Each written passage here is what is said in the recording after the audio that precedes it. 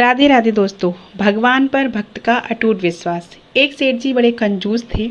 एक दिन उन्होंने दुकान पर बेटे को बैठा दिया और बोले कि बिना पैसे लिए किसी को कुछ मत देना, मैं अभी आया।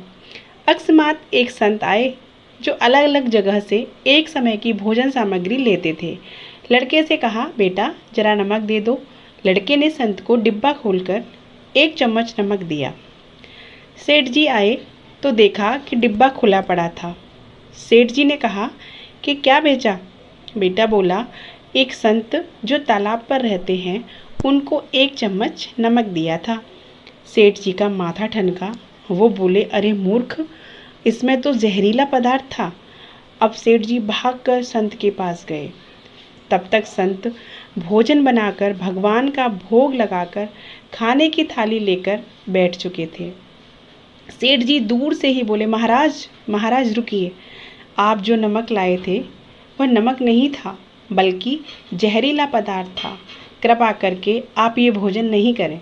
संत जी बोले, भाई हम तो प्रसाद लेंगे, क्योंकि भोग लगा दिया है ना, भोग लगाकर भोजन छोड़ नहीं सकते। अगर भोग नहीं लगता तो भोजन बेशक छोड़ देते। ये कहकर संत ने भोजन को प्रसाद समझकर खाना शुरू कर दिया। सेठ जी के होश उड़ गए।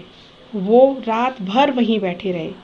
सेठ को रह रहकर ये चिंता सता रही थी कि अगर संत को कुछ हो गया तो बड़ी बदनामी होगी। रात में अगर तबीयत बिगड़ी तो कम से कम वैद्य को दिखा देंगे। सोचते सोचते उसे नींद आ गई। सुबह रोज की तरह संत जल्दी उठ गए और नदी में स्नान करने लगे। सेठ जी ने कहा, महाराज तबीयत तो ठीक है? संत बोले, भगवान की कृपा है। इसके बाद वे पूजा के लिए मंदिर चले गए। जैसे ही संत ने मंदिर का द्वार खोला तो देखा कि भगवान के श्री विग्रह के 2 भाग हो गए हैं और शरीर काला पड़ गया है। ये देखते ही सेठ को सब समझ आ गया कि भक्त के अटल और अटूट विश्वास को देखकर भगवान ने भोजन का जहर भोग के रूप में स्वयं ग्रहण कर लिया और भक्त को प्रसाद ग्रहण कराया।